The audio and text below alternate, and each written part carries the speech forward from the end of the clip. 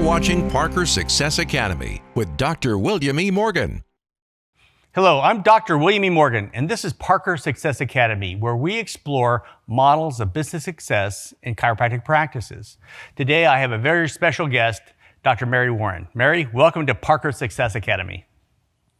Thank you, Bill. It's great to be here with you. Can you tell us a little bit about yourself and your practice? Yes, I just celebrated my 20-year anniversary in April of this year, right in the middle of the COVID shutdown, which was kind of a crazy thing. Unexpected, of course, for all of us, but it's been 20 years and it's really gone fast. I started my practice at age 39. And so for me, that was a second profession. And I had some ideas about what I wanted to do before I graduated. And I had some very defined ideas about what I did not want to do in practice. For example, like I knew I would never be a high volume practitioner. I just knew that I wasn't wired to practice that way. And I wanted to, set up a practice where I could see one person at a time and really spend quality time with them and connect. The other thing that I often say was sort of entering the chiropractic profession from a side door was because I was doing electroacupuncture according to VOL testing, which is a type of computer-based testing that I've now been doing for 25 years plus. And so that led me to wanting to become a chiropractor because I really wanted to know more about the database. I just wanted to know. I wanted to be able to understand how to use the database, and I wanted to be able to actually put hands on people. And I knew that it would be important to have people leave my practice feeling different, feeling better. And I had been a chiropractic patient. I started as a chiropractic patient in 1989. My first chiropractor was one of two brothers. They were Logan graduates down in Miami, where I was living when I moved here.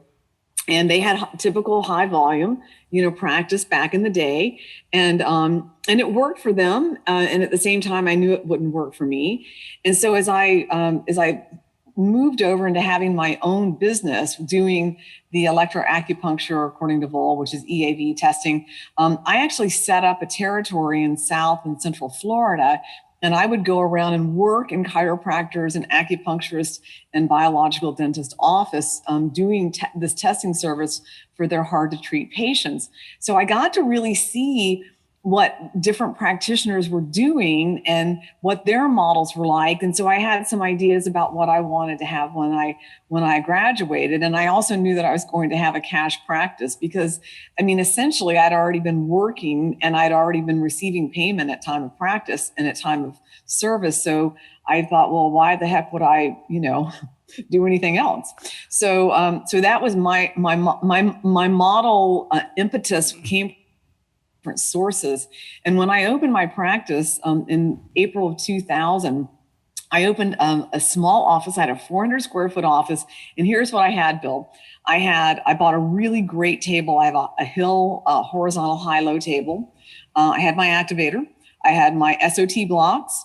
I had a ton of information in my brain. I thought, okay, I'm going to do activator protocol and, do pelvic blocking because I love pelvic blocking and loved SOT. I thought if I want to do some AK work and muscle testing, certainly know how to do that. And I bought a percussor because the percussor was what really shifted me into wanting to have a structural chiropractic practice. And so I bought a percussor. So that's what I had on board. And I had a 400 square foot office, which was $422.50 a month. Wow. And I'm telling you now, I'd still be in that office if they had not sold the building and torn it down. It was just a great start. It was really easy. And it was just a fabulous little office. My mom ran my front desk for the first couple of years. And it was just a great start. That's fantastic. One of the quotes I frequently say is you can make a lot of money in a small practice you have to make a lot of money in a big practice. So that's right. That's right. That's exactly right. And, I've always said to people, and over the years, I've seen a lot of Parker, students, a lot of Parker new grads, and my door is always open to all of you to please come and visit. Super happy to do that. I sat on the Parker Alumni Board of Directors. We may talk about that here in just a few minutes because I really had some very valuable experiences and information that came from that experience. But you don't have to start big. I think when you start really big with a lot of overhead, it drives a lot of your motivators. It drives a lot of your emotions. And boy, oh boy, if you want to, one of the questions I know you'll ask me is what keeps you awake at night? If you have a lot of overhead, that will keep you awake at night. And so I still have a small office. I'm now in my third office that I've been in 20 years. I love it. I love where I'm at. I'm at Hillcrest and LBJ area in Dallas, and it's a great location. It's a fabulous building. I've got between 450 and 500 square feet. It's just me and my assistant. It's always been like that. And the way that I'm structured, Bill, is that the majority of the work that I do is actually functional nutrition. So I still do a lot of EAV work, and I also do a lot of blood chemistry analysis. I've done a lot. EAV, what is that? Analysis. That's the electroacupuncture according to Vol. Okay. Right. That's the the acronym for that. And then blood chemistry analysis. I've done a lot of that for about the past 4 years. So my chiropractic practice has definitely shrunk, which is fine. I'd say probably about 30 to 35% of my income and practice is from chiropractic adjustments. And I do long visits with people. I've always done that. Dr. Virginia Thompson was my staff doctor, and she was just great. She gave me so many points. So one of the things that she said to me, she had this high-pitched voice, and she was like, "Mary, you're probably going to practice like really late in the evening." And I was like, "No, don't say that," because I was always at the clinic late, But I mean, she kind of nailed it because it's hard for me to get out of my office before 6. So in any case, there's so many people, that in our lives and our practices. And I know that all of you that are watching this have a lot of people who have influenced you. And, I think one of the biggest things in our lives to practice on an ongoing basis is gratitude for the people in our lives. I think gratitude is a huge driver for where we are and how well we do. And I think my patients understand that as well. They know the way that I treat them. They know the way I talk with them, the way I speak with them, the way I connect with them, and the way I thank them that I am grateful for them. So I think gratitude is a really big piece for all of us to have in our practices. Well, I know I have several members of my family who go to you as their doctor, so I know they appreciate the care you provide to them. So thank you. That's very kind of you to say that. I appreciate it. And you've got a fantastic family. Well, we believe the chiropractic lifestyle and also, of releasing the body to heal itself. And we're always looking, and my wife Claire's a chiropractor, and you and I have been friends for years. We met at a Parker seminar, in fact. Yes, we did. Yes, we did with Carol Ann Malizia. She introduced us. She called you Brother Bill. Yeah. That was her name for you, Brother Bill. Yeah, we gave each other crap over the years. Right here in Dallas. Yeah, exactly. Yeah. So, and Bill, I want to tell you and I want to acknowledge you were the one that motivated me to write my first book. So I have written and self-published 2 books, but you were the guiding and motivating person to help me with my first book. And Ken and I did that. It's a big spiral bound book that is really a compilation of, tons of, lists and notes and handouts for patients and PowerPoint. And I just thought I want to have everything in one place, and it needs to happen. And thank you for that. Well, it's a great tool for your patients to work through their own health. And that was your goal, is to empower your patients. Right. And that book is a testimony to empowering your patients. It's wonderful. So it's a great book. That's right. I've got to find your second one too. You. So what's a fun fact about you? Something that interesting that most people might not know. Oh, this is probably kind of a geeky thing too. One of the ways that I like to stay in shape is jazzercise. It's super Jazzercise. old school. Well, it's one of my fun facts people don't know about. I used to teach aerobic dance when I was going to college. Oh. Yes, this is back in the 80s. So Yes. 1980s. So can you explain a little bit about your business model to us? Well, my business model, as I've already mentioned, is one of a cash practice. So I do 100% cash. I do not do any insurance at all. And I did a little bit of insurance when I first started as far as like personal injury, but that just, it wasn't, it was more frustrating, and it was for existing patients if they had auto accidents. And I only did a couple, 3 cases and just stopped that. So my business model is, I mean, it's kind of loose, to be honest with you. It's like basically, it's cash practice. I'm always, trying to maximize, my patient base and ask for referrals. I'll tell you one of the things that I think I've done a pretty good job with, and I would encourage people to do this when you are setting up practice or at any time during your practice to enhance your business model. Seek referrals from other chiropractors. Yeah, seek referrals from other chiropractors. Like, Bill, you're a great example. Thankfully, you have already mentioned this, and you have been kind enough to send, some family members to me. I have worked with a number of chiropractors over the years that send their patients to me and their family members. And with the patients, I send them right back. So, they're going back for chiropractic care to their chiropractor, but they come to see me for nutritional care. They come to see me for the EAV work. They come to see me for things that they're not getting or they're not provided with. And then it's a really wonderful way to co-manage people's health, because then I'm able to add my distinctive, portion of the program, and I'm able to convey my gifts, which are basically helping people, to become more of who they are. It's revealing their health. We've all got this innately inside. It does not matter what roads we take. It's all about innate, balanced health, right?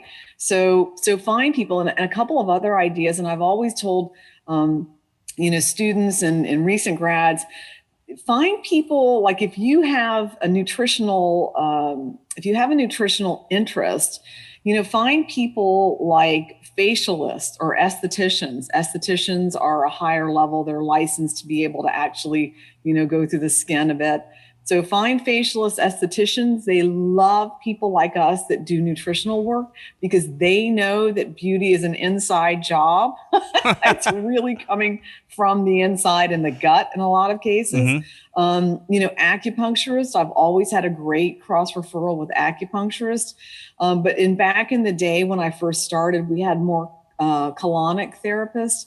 I had several colonic therapists that would send their patients to me or clients to me for the work that I do. So, other chiropractors, again, that are doing, rehab work, they're doing, more like the fellow you were mentioning before we started talking, like a Gonstead practice. I mean, these are great folks because, I'm doing things that they're not doing, and they're doing things that I'm not doing. So find people to cross refer with. And then refer back to them when you're done. Release Absolutely. them back to you. Otherwise, Absolutely. You'll never get another referral. So for you who specialize in nutrition, let's say if I was in practice and I specialize in lumbar disc, well, if you have somebody with lumbar disc, you may refer them to me. That's interfering with their homeostasis. If I have someone with lumbar disc, you mean when? True, and you might refer to someone who really likes lumbar disc herniations. Absolutely. And then because that's going to interfere with their homeostasis too. That's going to interfere with their life, and then I get them back to you because you're managing the rest of their health. So right, absolutely. Yeah, I think that's a brilliant point. And I have always sought out people that have like flexion distraction tables or people that have, that are doing spinal decompression, other ways of approaching things that I'm not doing. because those are great referrals for me. I want good referrals. So it definitely goes both ways. Absolutely. I think we need to work more on that. I think I felt that more in the old days, the days gone by where people were not as grabby. But you have to have that development of trust. If somebody has a different speciality than you in chiropractic, let them do that, because you can't be good in everything. Yeah. I've chosen not to be good in nutrition. Well, not that I want to be bad in it, but as I've not dedicated the hours that you've put into it. So I would have to defer to you for that. But you also have the same philosophy about what good health is. And it's not about drugs or surgery. It's removing the barrier to the body's expression of health. That's right. So what is... other than chiropractic, is there anything else that you do in your practice? I think you said you do acupuncture in there as well, and nutrition. No, I do not do any acupuncture. I only do diagnostics. I mentioned the electroacupuncture, right? So that's the EAV, which the equipment that I work with is the MSA equipment from IHT, which is International Health Technologies. So that's what I work with. And I've done that longer than I've actually been a chiropractor. So that I do, and that keeps me busy. And then the blood chemistry analysis keeps me busy, because people really love being able to analyze blood. And I use a program that comes from the International Foundation of Nutrition and Health, IFNH. And that they have actually published my favorite book on the planet. It is an unbelievable sort. It is a tome of information. And there's also a very abbreviated, small version that has been around for years. It's super easy to get going with blood chemistry. If you want to be able to look at people's blood, sort of have a jumping off point and look at, okay, these values are high, are they low? What does that mean? And what kind of nutrition would I use to help support them? Because, Bill, as well as I do, I mean, you've been in this game, this profession a long time. And all of your years at Walter Reed Hospital, boy, oh boy. I mean, you see people coming in and they are nutritionally bankrupt. Your adjustments are only going to go so far and so long. So the relationship is such a hand and glove relationship, because, the healthier we are, the better, the deeper, the longer the adjustments hold, last, work, dig down into old things that just need to be, out of our system. And so having people being foundationally healthy from a food perspective is really critical in my world. Oh, truly. So what's your definition of success, Mary? My definition of success is when you close the door of your office every day, look around and say, it's been a good day.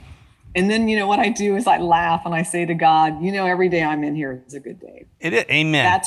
That's my definition of success. So it is probably a lot of being mindful of where you're at and present-minded. Yes. If you're with the patient, that patient is the only thing in the whole world to you. You have brought up one of the biggest, soundest points, that I was the last class that Dr. Jim Parker welcomed to Parker College. And I started in January of 1997. I was the last class that he walked through all the tables, and he shook the men's hands and he gave the women a little hug across the tables. And that is the number one clinical pearl life lesson, pure present time consciousness. And I am telling you, I absolutely embody that. I mean, if you're in my office with me, there is nothing else going on. There is nothing else I hear. And I am all about you. I'm convinced that injuries happen when you're not there, when you're not focused. You misdiagnosis, the mistreatment, you don't get the right adjustment if you're not giving them 100%. And who mentored me, the doctor who mentored me, he was all about that. There could be bombs going off, but all you're hearing, right, all you see in the whole world is this person who's trusted you with their body, who's with you right now. So, is there a book that you would recommend that you would for our audience? There is, and it is, I want to get the right title, so I'm going to minimize my screen super quick and go to it and tell you what it is. It is the Blood Chemistry Desk Reference The blood chemistry desk reference, it is it's like $80, and it is the most astounding information you will ever find on blood chemistry analysis. And again, there is a smaller version like this. Basically all they had for a long time was a little desktop or a little abbreviated version, spiral bound, super easy in and out. But about a year and a half ago, they published this big volume, and it's great. So if you have any interest at all in understanding blood chemistry and more functional nutrition, absolutely it's the best money you will ever spend. Sounds like you refer to it often. So all the time. It's my Bible. In your practice, we have highs and lows. What's the worst moment you've experienced in your practice? You know, this is such a funny question. And the answer is actually, it is before I started my practice. I walked the stage on December 11th of 1999. And for reasons of being exhausted and all the rest of it, thought I was just going to call the Texas board and be able to get in on the February test. So I called whenever I called. It was either like the end of December, maybe early January or whatever, and found out that I had just missed the deadline by 3 or 4 days, but it was a solid miss. I mean, it was like there's no going back, which meant then the next test that I could sit for down in Austin was in April.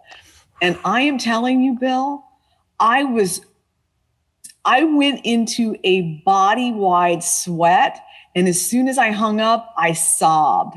I mean, it put me into the most amazing adrenal overload I have ever experienced in my life. And it was really about getting my license. But I had to just essentially just say, okay, it is what it is. It's 3 or 4 days to go. You missed that deadline. And so now you're applying for the April exam. And, I, of course, passed that like we all will and do. It's jurisprudence, and everything we go through. Jurisprudence is nothing, Yeah. It's like a little whisker on the chin of a flea. So, but that was so stressful because I was ready to start making money and get going. And I had to wait until April. Well, that was before I started. That's a value bomb for our audience, because there's students are going to watch this and well, what do I do? It's going to tell them, be mindful, have the calendar before you. Don't let those deadlines go. And what's sadder than that, if you see somebody who lets their inadvertently lets their license expire, or they don't get their CE credits, and they can't. Right. Now they've got the practice, the overhead, and through a oversight, they can't even practice. Right. So pay attention to those details. Yes. Well, and I would further that and say, be strategic about those details. Be strategic. There are things that we cannot let slip by at all. And if you have an insurance-based practice and you do not have a license, you could be actually paying those insurance companies back for the time that you're unlicensed. And that is a big deal for people that have busy practices and that have a big book of receivables. So those are things to really be thinking about. So that's a great point relative to missing deadlines. Yeah, the state of Texas, which is where I am, of course, they do a good job of, sending out notification. And, when you've been in the game for a while, you know what's coming and you know what to do, and you develop a rhythm. And so my birthday's in June. Basically every year, my husband and I, get our mandatory hours in October. We pick up other hours. We're always doing hours. There's never a shortage of hours, but it's often those 4 mandatory hours you've kind of got to watch out for. But now everything is much more available because things are available online, where it used to not be that way. So. Well, I'm licensed in 3 states, and sometimes it's in one you have to have it in the beginning, it's before your birth month. I think that's Texas. Another is at the end. And I remember, I think it was last year, I had 88 hours of CE, but I didn't have. There was 4 hours I needed of live. So I'm scrambling around, and it's well, you just think, well, I've got 88 hours. I certainly have enough for all the states. Sure. But they'll have. Right. But you're right. Being specific, being strategic on that. You would think CE is more tactical, but if you don't have a license, that's a strategic downfall. So what's a pivotal moment in your journey? Something that's changed how you practice? Well, I think there've been a lot. Can I give you two? Yeah, two. Well, the first one's pretty quick. The second one is not as quick. The first one is pretty quick. Like when I got a phone call from a family that I work with that I had been seeing 3 generations of, and they wanted to schedule for a grandson, which meant 4 generations in one family. How's that for exciting? I mean, talk about honorable. Talk about wow, 4 generations in one family. That's a huge honor. That is honor. The second, which is kind of a family, I really started out in family practice mode. I mean, that was my whole thing, was family practice. And I got to attend a couple of births, and then there was there have actually been a couple of little ones. Like I would go, if I was caring for the mom, I would go to the hospital or birthing center or whatever to, be there, at the birth or shortly thereafter the birth. It kind of depended on the timing. But the first baby who was not latching on to mom's nipple for breastfeeding, and I did a little bit of cranial work. And within an hour, the baby had latched on and was really doing a beautiful job nursing. Let me tell you something, like that is a top of the mountain experience. When you know that you have so helped and altered and affected a little tiny life, and the life of the mother too, because for women, if their baby's not latching on, I mean, that's a big deal. And there's so much that falls upon their hearts and their brains. And they're thinking, what am I not doing? What am I not doing? What can I do? What can I do? What can I do to help my baby? And so for any and all of you that, want to have a pediatric practice, we've got a ton of great people in this area that have ped practices. And I would encourage you to really study cranial work as well, because cranial work is really, really powerful, and it's so sweet and it's so gentle. And so like that you say, you're given really in the frustration with nursing and breastfeeding, if there's tongue tie or something like this that other practitioners have missed along the way, and there's times that let's give this a go, and we all experience it. Like, oh my gosh, that little thing you did, it was a small thing to you, but it was everything to them. It gave them their lifestyle back. So what advice would you give a younger version of yourself 20 years ago, graduating from college? Besides, make sure you take your boards and get your board fee in early. Right. Get strategic on that scheduling your board exam. I think I would have given, I think for all of us, we all wish that we had more business sense. I wish that I had, or I would give someone the advice of figure out what you need financially, figure out what you need to run a practice that you want financially so that you can minimize any sort of bank loans. Figure out what you need for your living expenses, and then, just put that out there, put that out to the universe. I mean, Dr. Jim talked about things like that all the time. I mean, what you see in the universe sees you. I mean, right? So truly, it's like, if you need, $800 a week for living expenses or for practice expenses, put that out there. Right. So, I think one of the biggest things we all are challenged with when we start our practice, when we graduate, is feeling like we don't have enough business sense. So find someone that you can really model. I didn't really have someone that I could model my practice around. So I guess really long answer, sorry. That's the whole reason we have that I could really model my practice around. Well, this is why we're doing these interviews, is I want to expose the students and new practitioners to every type of practice out there. And the little nuggets that you drop all in the way that's the thing that makes all the difference in the world to someone that, you can start a practice with 400 square feet. I can do that. And frankly, right now there's 1,000 little offices in doctor's offices not being used right now that you could pick up for a song within 10 miles of us. They're all over the place. And I'm not talking just chiropractors. If there's a doctor, let's say there's a surgeon that is in a clinic in his office 3 days a week. Well, who's there the next 2 days? And you can go in there and rent those out for a song, bring your portable table in, get started that way. Well, great point. And I also want to add to that, Bill, because, we didn't talk about it, but I thought about this in preparation for our interview, is that, I think where we're going as a profession is having more multidisciplinary.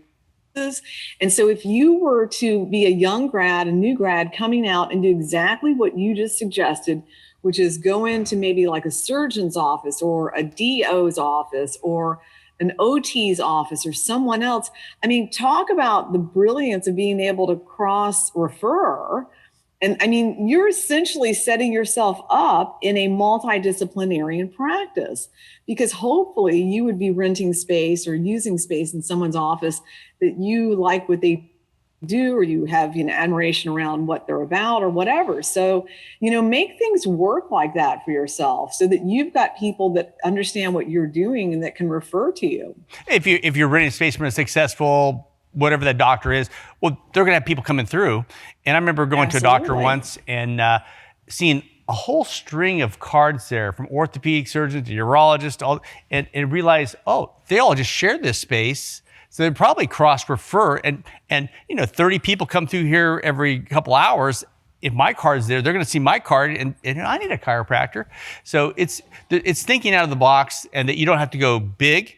And like, if you don't like rehab, maybe you want to go rent space from somebody who does rehab. Let them do the rehab, and you just adjust them, or do nutrition. Yes. So those are great nuggets. So you already answered my next question. Where do you see chiropractic going in the next 5 years? I think integration is one of the things. So what's a takeaway that you'd like to leave with the audience? And what's some good contact information for you, Mary?